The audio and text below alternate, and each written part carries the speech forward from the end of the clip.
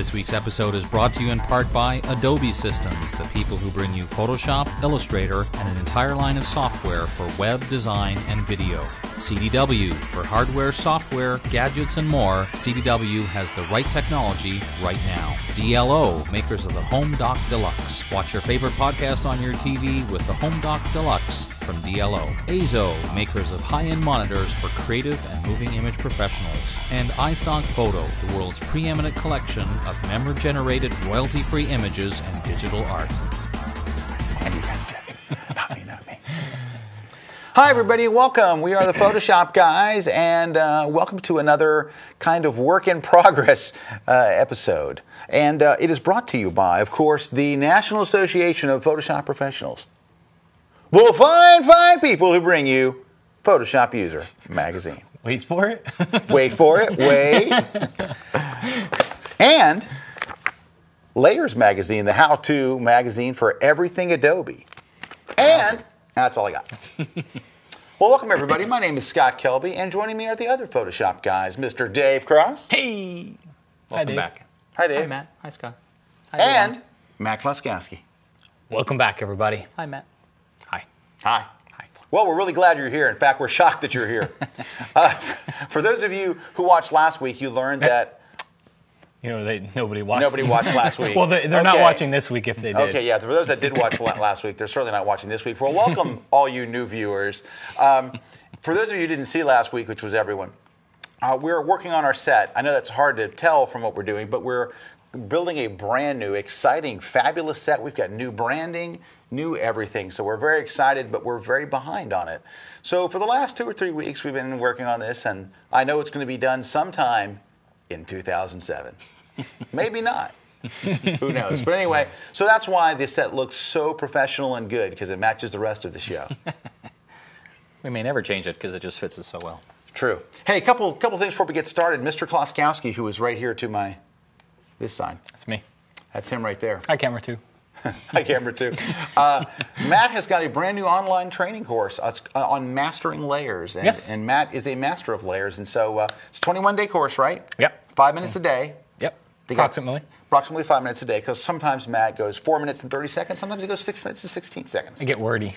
He gets wordy, and sometimes he gets less wordy on certain days. But you get to download files to follow along and all that kind of stuff. All about layers. An outline. And so if you ever wanted to get really, really, really good at layers, go check out his course at PhotoshopTraining.com. And also Corey Barker, the Photoshop Laddie. The Laddie's got one up on channels. So if you're into channels, you wanted to take that next step in your learning curve, go check it out. So a couple of our boys got some new stuff. Yeah, and more to come. And more to come. And they'll be on DVD soon as well. And So DVD, if yes. the online thing is not your forte, DVDs might be. If they're not, What if you're under the age of 40? oh Lord. Continue quickly. Cut that out, editor. Yeah. Okay. Hey, also, last week we had a new guy on. RC was here, a good old country boy. He's joined our ranks over at the NAPP headquarters, and he'll be in this week, not to just deliver pizza like he did last week and mirth and merriment. He's actually got a tutorial for you. So we have a special guest. RC's going to do a little tutorial for you today. New York style pizza. New York style pizza, exactly. Hey, so RC said something funny this week, because obviously, for those of you who know, we're located here in Tampa, Florida, and RC came down from Long Island, New York. Well, we were talking about finding places to live and whatnot, and he goes, I just hate the heat, though. I don't like hot weather. I'm like, buddy. Guess what? You came to Hot Weather Central. Especially in May and June. Yeah, but it's the other 6 months of the year that makes up for it. Because for 6 months here, well, it's a living hell. But then, when everybody else is shoveling snow, because you know what? You can't shovel heat. That's the thing, baby. So 6 months, it's paradise. For 6 months, it's hell. That's why everyone leaves here for 6 months and goes up north, so they can sweat in Michigan.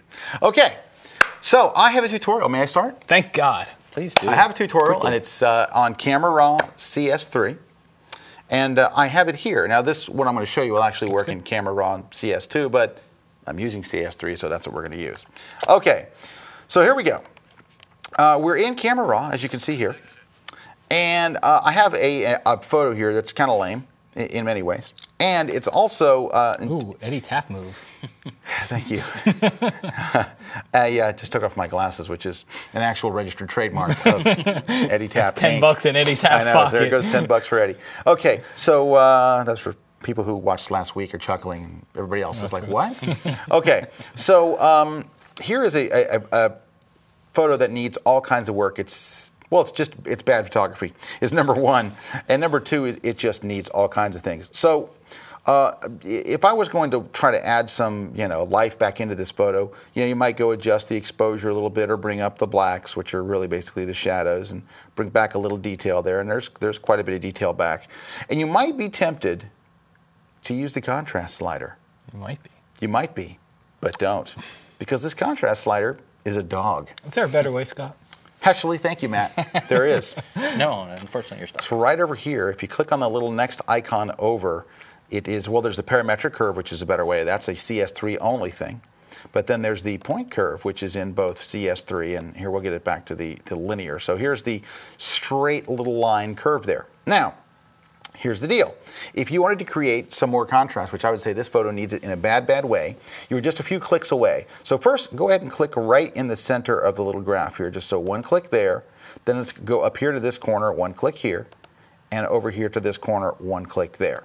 All right, so you basically have your shadows, your midtones, and your highlights targeted. And if you notice that one of these, let me zoom in so you can really see it. One of these is black. That's the selected point. Okay, the last one I clicked on is still selected. So I'm going to zoom back out. So what you can do is use the down arrow key on your keyboard to move that point down. If you hold the shift key with it and then hit the down arrow, it moves down more dramatically.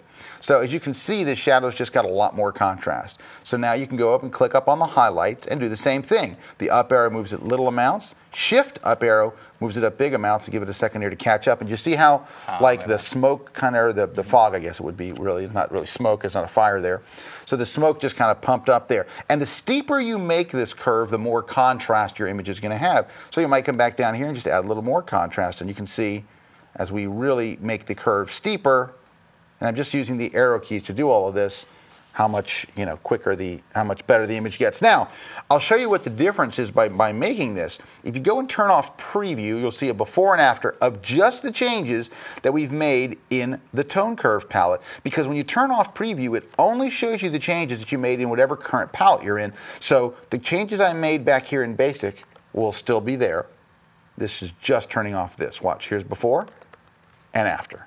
So you can see how much that added very, very easily. Now, of course, there are a couple of built-in curves. There is the medium contrast curve, which adds some contrast. If you go to strong, you can see it adds a little bit more. The curve is a little steeper, but look at the difference with what we added here, which is quite a bit of contrast. So there's just a way to add some contrast into your image that a lot of people should take advantage of. Very nice. All right, there we go. There's my little quickie to get us started today. Thank you, Scott. It is absolutely my pleasure. And it's also my pleasure to introduce a man from, well, about a mile and a half away from our office. Matt Kluskowski, you have a tip for us, don't you, sir? I do. I have a very cool tip. So this is a very popular technique. I've seen it a lot lately, a lot of senior portraits, even some wedding photographs, and it uses those decorative ornamental swirly thing. You know what I'm talking about? Yes, the decorative ornamental swirly thing. It's the decorative ornamental swirly effect. Absolutely. You'll see what I'm talking about in just a minute here. So I could show you a tutorial in Illustrator on how to create these. And we'd be here for a while. And probably one day I will show you that. But this I found a lot easier. I went to iStock and I did a search on decorative ornamental swirly things. And I came up with son of a gun, there they came up with one that cost $1. So what I'm going to do is, it's a vector object, but I'm going to show you how you can do it. You don't have to even know Illustrator. We're not even going to open Illustrator. You don't need to know. If you're a photographer, forget about vector, because all these vector images from iStock include a JPEG. But we'll also put this on the website, so you can download and follow along. Wow, you're giving everybody $1. I know. It's a lot of money. All right, and if you scroll down here, I'll put the link to this one. If you scroll down here, here's links to a whole bunch of other ones too. So here's what we do. I'm going to hop over to Bridge here. You can see when you open up the file, there's going to be an AI file. That's the Illustrator one. But when you download these from iStock, they all come with the JPEG version. So I'm going to open that one up. And what we want to do is make this into a brush. Okay, we're going to forget about the vector part. We're going to turn it into a Photoshop brush. So I'm going to press Command A, Control A on the PC to select all. We'll go to the Edit menu, and I'm going to go down to Define Brush Preset. And we're going to call this, guess. Come on, swirly thing. Decorative. Ornamental. Mental. Swirly thing. Thingy. Okay. So now I've defined a brush preset from this. So we can close it. We don't need it anymore. Let's go over, select our brush tool. And up top here in the options bar, you're going to see this little icon. This is your brush palette, okay? You can always go to your brushes over here, and you can change the size and everything. But if you come up here, you're going to see we get this big brush palette. It's got a lot of different options. So let's start off under brush tip shape. And if you got to go all the way to the bottom and go to the ends, and as you can see here, it won't be there. That is interesting. I didn't see that coming. Ah, there it is. It's unfortunately, it's not all the way at the end. But if I hover over it, there you go. See? Decorative, ornamental, swirly thingy. So I choose my brush. It's very close together, so let's increase the spacing so we can actually start to see them. And you'll see it spreads them apart. Then we'll go to Shape Dynamics, and I'm going to bump up the size jitter. And what this does is this varies the different sizes of the brush, so I'll get small ones and large ones. I'm also going to vary the angle jitter, and you can see how they start to turn around here, so we'll get a little bit of a randomization. And then I'll turn on scattering and bring that scattering down a little bit. And I think they're probably going to be a little too close together, so we'll bump our spacing up a little more. So what you're doing here is you're taking the same brush and now you're going to randomize it, so it's not just the same actual brush tip that's going to get placed all over. Now we'll go to our Layers palette, open up a photo, add a new layer, and set, whoa. That's large. It's a large brush. So I'm going to hit my left bracket key. I'm going to bump it down lots and lots and lots of times. And then I'm going to set my foreground color to the color I want it. I want it to be white. And remember, we're doing it on a separate layer here. And then just start to click, and you can start to paint them in. I find it's better if you keep it all toward a corner, almost like on one of the edges here, and all toward one side of the photo. All right, so there you have it. We can see right up here in our corner. One side of the photo? One side. Did I say size? Yeah, okay. Sorry. I just want to make sure because this is cool. Okay. So you can see here, there's our little brush thing. It's on its own layer. I'm going to switch tools because I hate this outline right now. So you can, if I turn the layer on and off, you can see that there's our brushes. And you could stop there, but if you want to take it a step further, and we do, double-click the layer, go up into your layer styles. One alternative is to add a very slight drop shadow to it. Kind of gives it a little bit of depth, dimension off of there, and drop that size setting down and drop your opacity and the distance down a little bit, maybe down to 1 or 2 pixels. So you could add a drop shadow, and that gives it a little bit of depth. And the other option is, let's turn drop shadow off and change the color. Just go to color overlay, and you can experiment with any color that you want here. Red doesn't look good, but I think black actually looks pretty cool as well. So you can change the color there. But the bonus part about it is now it's defined as a brush. So you spent $1 on iStock to get it, but now you've got it as a brush and you can use it on as many images as you want. Of course, if you download it from the website, you don't spend $1, do you, Matt? No. Matt's very loose with money. Hold on, let me say that again, because this is a tribute to Eddie. Matt's very loose with money. Okay. 10 more bucks. Hey, we're going to take a short break, and when we come back, we're going to have the exciting RC, good old country boy from Long Island, New York, here to do a little tutorial for us. And we have a whole lot more contests, more tutorials, more fun. So stick around. We'll be right back. Don't go away. Yeah, Bob. We're going to need some stuff.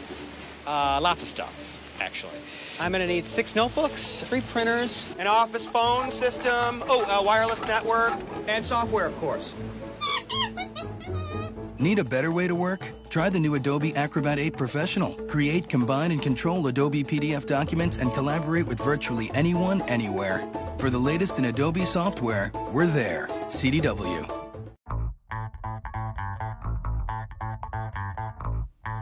Photoshop Storm Team Action News with news anchor Stephanie Cross. Hey guys, it's Stephanie again with the news for you today.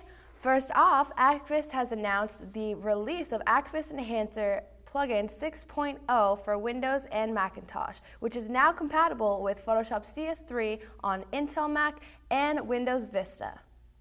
Upgrades are free for current users, so check it out at this website right here. And next, On1 Software has announced the availability of its Plugin Suite 3 for Adobe Photoshop. Plugin Suite 3 combines full versions of 4 tools: Genuine Fractals, PhotoFrame Pro, Mass Pro, and IntelliHense Pro. Check it out today. And last but not least, Filter Forge has announced 3 new editions of filter plugin software for Adobe Photoshop, each offering different options for creating filters. I'm Stephanie Cross. Check that out, and I'll see you back next week.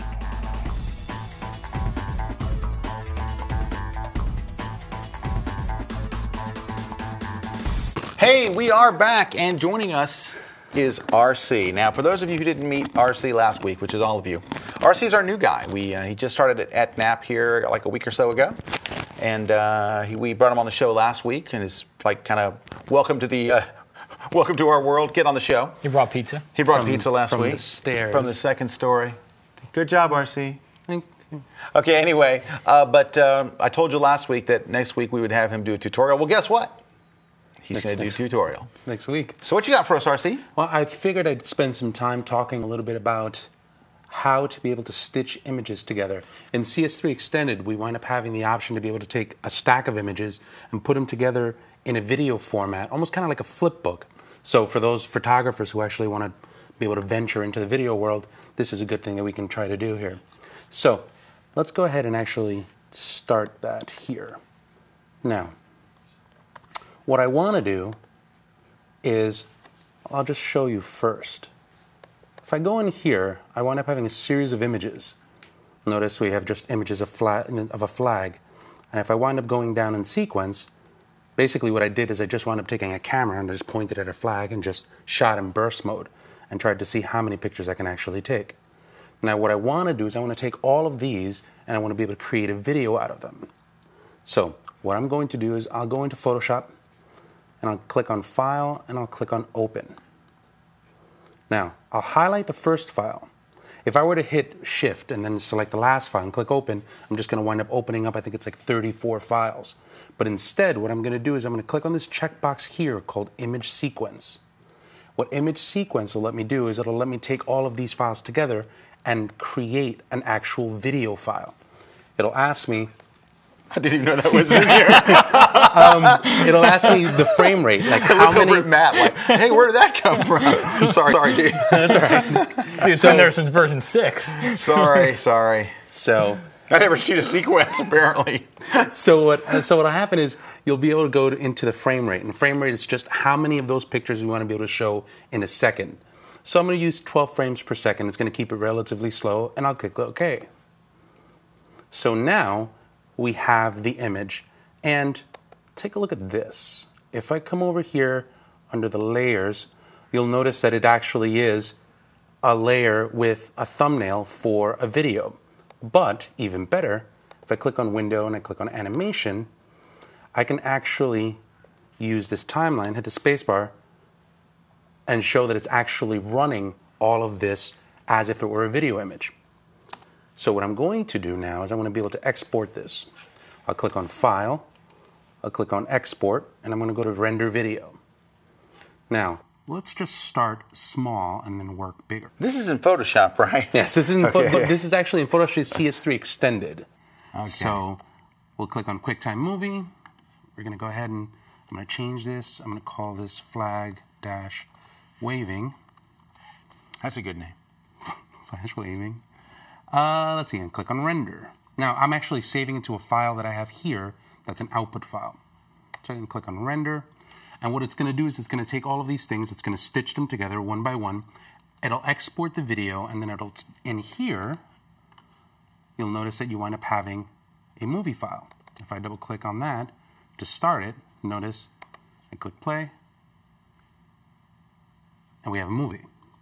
But I figured what I wanted to do, I mean, that's all well and good. That's exactly what we wanted it to do, and you can grab that and you can put that on a site, or you can use it into different applications.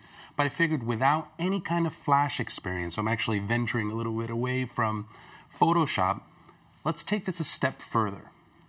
I'm going to go ahead and close this, lest you think I have anything up my sleeve. Lest. That's good use of the word That's the lest. first time we've had lest on the show. I'm so excited. So bringing a whole new thing. Yeah. I want to go ahead and click on the I'm going to drag this and I'm going to go ahead and drag that into the trash, and I'm going to click on the X to close this. Now, I'm going to go back to this file. And now what I'll do is I'm going to click on File and Export again. So it's the exact same thing. I haven't changed anything. I'm just going to go ahead and back to Render Video. And this time what I am going to change is I'm going to make this a Flash video file. And again, we'll change this name. We're going to call this flag-waving, and it's going to be an FLV file. I'll click on Render. Same process, stitches it together, but this time it actually winds up creating it into a format that you can actually use in Flash CS3. Now, take a look at this. Now, with no Flash, we're not doing any kind of Flash. I'm not going to talk anything about the program itself, but here we have this flag-waving Flash file. Watch, take a look. Double click. It's actually going to run Flash, and it's going to tell me, oh, you're trying to import a video. So it's building up the courage to tell you. It's building up the courage. So import the video. I'm not going to do any kind of Flash work here. Continue. I want to download from a web server. Still no Flash. Continue. All this is here is this skin that we wind up having at the bottom. You can change it for whatever it is that you want. I'm going to go ahead and I'm just going to put it under with no volume, no caption, so it just has a regular playhead. I'll click Continue. I'm almost afraid to look that way. Pretty much done. We can give you something to look at if you want. No, that's quite all right. That's quite all right. So here's pretty much the file. I'm just going to drag it up ever so slightly so that I can make sure that it's in play. I'll go ahead and click on File, Save. So to this point, still haven't done any kind of Flash work. I'll just call it flag-waving. Save the file. Then I'll click on File, Publish Preview, and I'm just going to make it in HTML. So now what we have is we actually have that movie file inside of a playable Flash controller, and it has a bar that you can actually use to be able to browse through the video, playhead markers, stop markers, and you can move backwards and forwards. So it's with no Flash experience, you can actually go into Photoshop now, take all these images, put them together, and actually export it into a format that you can use in Dreamweaver or Flash and actually do it very, very quickly. Very cool. Now here's a question. What if the photos aren't of a flag? It can be of whatever you want. Whoa! Provided that you wind up. Provided that you wind up. I only have flag photos, so and that's what Matt mostly shoots as well. So provided that we wind up just shooting the images in a sequence. I mean, it can be pretty much anything. Provided that they're all in the same number sequence, and you click on the image sequence option, you can turn it into a movie. That is amazing. I did not know that. What a first showing. For the first showing, well, look at that. Showing me stuff and didn't even know you could do it. Son of a gun, look at that. Well, golly, hey, I have a bonus tip, actually. I wanted to show this tip. Now, the reason why I'm making this a bonus tip is because I might have shown this about a year ago. No, it wasn't a year ago. It's only a CS3 thing. I might have shown this when the CS3 beta came out. But I get this question asked so many times that apparently nobody watched that episode. What it is it's how to use the shadow and highlight as an adjustment layer. But it's not an adjustment layer, I know. Scott. You have to create a trick to make it an adjustment layer. Well, it doesn't really become an adjustment layer, but it has all the same features as an adjustment layer, right? Because an adjustment layer will let you have a mask, right? Mm-hmm. An adjustment layer lets you edit your whatever change you made. Adjustment layer lets you save, continue to work on the file and then throw it away later, delete the adjustment layer later. Those are typical things of adjustment layer. I'm going to let you do all of that with this technique I'm about to show you right here. Man. So here's how we go. Basically, we're going to start with an image, and here's an image now. And this is the little boy's backlit here. He needs to have some shadows opened up in his face and things. So what we're going to do is I'm actually going to go, and the first step of this, there's two prep steps. Prep step number one is to go under here and convert this to 16 bits a channel, basically 16-bit mode. Now, this isn't going to help your photo. It's not going to change it. It's not going to make it look better. It's not going to make it look worse. It just makes it look different. All right, so now it's in 16-bit mode. These guys are messing with me. Okay, so it's in 16-bit mode. That's prep step 1. Prep step number 2 is, and this of course can only be done in CS3, is to go to convert for smart filters. I know what you're thinking, but Scott, it's not a smart filter. It's not a filter at all. Oh, but we're going to make it one. So choose convert for smart filters, and you see this becomes a smart object. Now, here's the thing. We go now under the image menu, under adjustments, and of course everything's grayed out, but mysteriously one thing is available. Shadow and highlight. Shadow and highlight. So it brings up the standard old shadow and highlight dialog box here. Let me just bring it down to the easy version here. All right, and then you make your adjustment, and you can see here is the original, and it automatically opens up the shadows quite a bit. And it looks a little fakey, but that's what it does. Okay, well, once you go up above 50%, it gets kind of crazy. Actually, once you go up about 35%, it looks a little fakey. And if you think it looks a little fakey, here's what you can do, is show more options. And I will usually lower the amount a little bit, but increase the tonal width and the radius quite a bit. And it gives you what I think is a more, especially on people, a more realistic looking shadow and highlight. And then you can even go down here to the highlights and reduce the highlights behind him a little bit because it's awfully bright back there. And of course your eye is going to be drawn to the brightest thing, so let's kind of move that away. And I can maybe increase this a little bit more and a little bit more there. Okay, so there we go. So now we have that, but here's where the cool part begins. Do you notice if we go over to the layers palette, I'm going to zoom in on the layers palette so you can see, you basically now have below this, you have a mask and you have the word shadow and highlights. So figure it this way, if this was an adjustment layer, you'd have the mask over here, and right here it would say shadow and highlights. But you still have all the same functionality. For example, with that mask, if I wanted to just click on it and say, well, I don't want this shadow and highlight effect to affect his hair, well, then you would paint in here in black, and it takes the shadow and highlight effect out of his hair. So there's your mask part. Over here with shadow and highlights, if I double click right on the word shadow and highlights, it brings up the whole dialog with the exact same settings I put in, so I could adjust that if I wanted to and click OK. And over here, just like an adjustment layer, if you double click on these little two, let me zoom in so you can see. If you click on these little two icons, the little two slidery looking icons, if you double click on it, it brings up a dialog box with the blending options. So you can choose all the different layer blend modes. So if you wanted to make it a little brighter, you could use screen, and the opacity. So it's all things just like an adjustment layer, right? And then lastly, if you decided, you know what, I don't want this thing at all, you just drag it in the trash and it goes away. So it technically is a smart filter, but it acts just like an adjustment layer. So if you want to use it as an adjustment layer, why, there's your secret right there. All right. Bonus extra thing that I might have shown you, but maybe I didn't. Who knows? All right, we're going to take a short break. We'll be right back. We've got Dave Cross will be back with us, and thanks to RC for doing his first tutorial and showing us stuff that we just doggone it didn't know. Stick around. We'll be right back with a lot more, and more Kluskowski and Howski and Kelby Ski and Kelby Dave Cross. Ski. We'll be right back. Don't go away. Oh, it's time for, hey, you know where we're going to? I just looked over there like somebody was there. You know where we're going to? It's a studio audience. Photoshop on the road.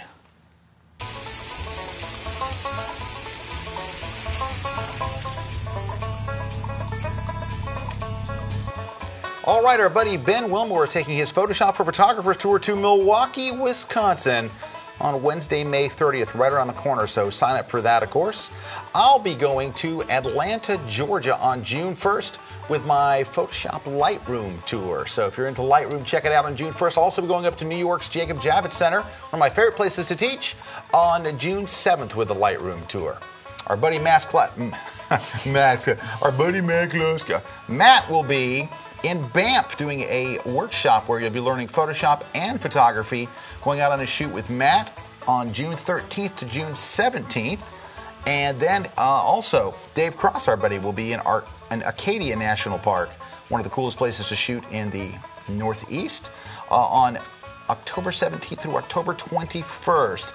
Matt will be, the week before that, Matt will be out in the Slot Canyons, at Antelope Slot Canyons and the Prairie Canyon, I guess it's called, out doing the same thing, the digital workflow. So you'll be learning Photoshop and photography in just a beautiful, beautiful place to shoot.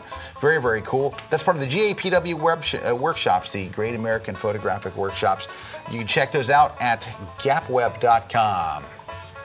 All right, and that's it for this week's Photoshop on the Road.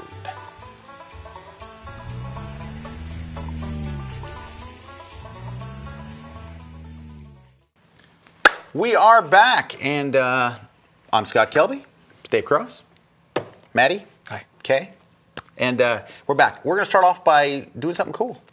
Do it. Layers Magazine, the how-to magazine for everything Adobe. You probably heard of it. How about if we give 10 subscriptions away, full year subscriptions, to the first 10 people that email us, and in the email say, sign me up for Layers, or just send me a free Layers or something. The first 10 people. Now, if you're number 11 or number 12, well, sorry. But for the first 10, we're going to give you a subscription to Layers Magazine. Every issue is packed with stuff like, Photoshop, Illustrator, Dreamweaver, Flash, Premiere Pro, InDesign, all that kind of stuff. Adobe things. All things Adobe. Adobe News, and we got reviews and all that kind of stuff. Q&As, tips and tricks, all that kind of stuff. Or you can spend a bunch of money and buy it on the newsstand. It's up to you. Go to layersmagazine.com for more info on that stuff. Yes. Now it's time for our famous contest and our contest master, Mr. Dave Cross. Thank you, Scott. Well, you know what? We had a contest last week, and surprisingly enough, it amazes me this happens every week, somebody won. Had the correct answer to the question was, we said, where do you find this thing? And the answer was in the preferences. Of course, you have to be more specific in the preferences, columns and guides or whatever it's called, because my computer just ran out of battery, so I can't look at it and say, oh, that's exactly what it's called. But you know what the answer was. Here, Dave. Oh, thanks. That'd be great. Just give me 1 second here. I'll just pop this in here. And highly scripted show. Highly scripted show with one power cord between 3 computers. So, oh look, it's under preferences, units and guides. Excuse me, I can't even read. Units and rulers. Anyway, this person won because they knew what the answer was. Without having to plug in their Without laptop. having to plug in their laptop, they just knew. So, we'll have another contest, shall we? And the first prize that this lucky winner shall get is this. The Speed Clinic book by none other than Matt Kluskowski. If you want to learn how to use Photoshop more efficiently, this is the book to get you to do that. a darn good book, I might say. I would say so. You also a super book. You also get the critically acclaimed Photoshop Finishing Touches. That's funny. Photoshop Finishing Touches by the non-critically acclaimed Dave Cross. And you also get a 1-year membership to, the National Association of Photoshop Professionals, the fine people that put this thing on. This thing. And which includes a subscription to Photoshop User magazine. You get all that and a subscription to Layers. It's so much stuff. It's amazing. That you get. It's just amazing. It is amazing. It's ludicrous. And you know what? It's even more amazing. It's going to be so easy for you to win because all I'm going to ask you is, what is the keyboard shortcut for viewing the blue channel? Oh, man. That's like I'm just giving it to you. So go to our website, as always, enter the contest, and I hope you win. How many times do they get to enter, Dave? They can enter once. And if you're one of those people that writes in and says, I've entered for like the last 22 shows and I have never won, how can that be? Because there's many, many, many people who enter, and we pick one, so it's luck of the draw. Many, many people enter. We get those will win. emails. And your name has to be starting with only certain letters, like R, M, and P. That's like my son. My son, he's 10 years old, and he's always surprised when he enters some contest on TV and he doesn't win. He's shocked. He's just like, I've got this locked up. I'm going to win this new cool toy. I'm like, son, sit down and let me tell you a little about contests. They're rigged, or at least ours is. Okay, anyway, so we always like to finish off with 2 things. We're going to give you one for the road, which is a little parting tip. And So that's 3 things. Three, one for the roads. Do you have 3, 1 for the roads? Oh, no, it's not one for I'm sorry. Matt's he been didn't say drinking. that. Pretend he didn't say that. A lot of shows would edit that out, but not us. No. To-dos, that's what it was. We have 3 to-dos, 3 things for you to do between this week and next week, and then we'll have Matt do his one for the road, and then sadly we'll be gone. All right, so I've got one to start off with. I'm going to send you to a site to watch a video, and it's from. The video is an interview with Adobe's John Knack, who's the Photoshop product manager. It's not a short video; it's 53 minutes, so you'll want to watch this when you've got 53 minutes to spare, because it's a great video. Now, I may pronounce the name of this site incorrectly because I'm just not good at pronouncing things.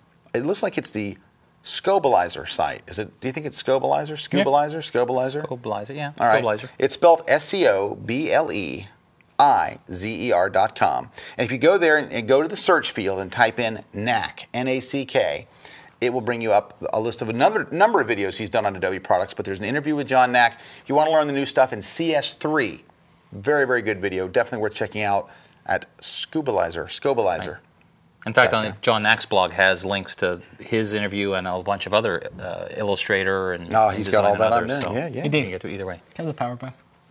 Oh, we're passing the power. Okay, pass. well, since you're doing that, I'll tell you what I'm going to suggest. We're on an Adobe theme right now. If you go to Adobe's website, they now have trial versions of all of all the software that's been officially released, including the Creative Suite. You can actually get a download, you don't really want to download it.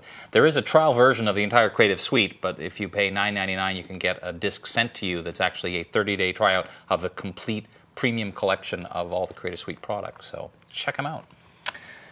And mine is to go check out. It's a website. It's the Adobe.com Studio Exchange. And what it is it's a website with lots of free stuff. Free actions, free styles, free presets, free everything. So go to share.studio.adobe.com.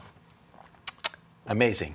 Amazing. Well, Matt, since you spoke last, let's have you give us one for the road. One for the road. Okay, this one is actually, we've been getting the question a lot lately. So one of the version, and it's a Mac only one for the road. I apologize for that, but one of the questions we get often, if you watch videos, you see tutorials, you'll see a keyboard shortcut to load the luminosity of a photo. And I'm going to do it really quick here just to show you what it does. If you command click on the RGB channel in the channels palette, it's doing what's called loading the luminosity. But a lot of people just use the keyboard shortcut Command Option tilde. Well, with some of the newer versions of the Mac OS, that doesn't work. So I'm going to show you how to make it work. Go to your system preferences. Under those system preferences, you've got to go to keyboards and mouse. In there, go to keyboard shortcuts, and I'm going to change this because I just reinstalled my OS yesterday, and I have to do it anyway. And if you scroll down under keyboard shortcuts about halfway, you're going to see the option Move Focus to the window drawer. Turn that off, all right? Because if you look at the keyboard shortcut there, see what it is? Command Option tilde. So if you turn it off and save that keyboard shortcut, now when you're inside of Photoshop, you can use that keyboard shortcut and follow along. Many people with have asked. the videos and tutorials. Wow. That's all we can say is wow. Well done. Alrighty, well, folks, it kind of brings to the end another episode. But we will be back next week. Now, there's probably a good chance that we will not have our new set done by next week. Only because we're extremely lame. The contractor that we've hired is, well, kind of extremely lame as well. And, well, the people managing the project internally they're kind of lame as well. We're lame, they're lame. Okay, sorry. Anyway, so we are going to be back next week with another exciting episode. And on behalf of myself and Mr. Dave Cross. See you next time. And Matt Kluskowski. Take care, everybody. And the fine folks of the National Association of Photoshop Professionals. We'll see you right here next week, and we'll catch you then. Bye. See ya. Adios. That was Spanish, by the way. I'm bilingual.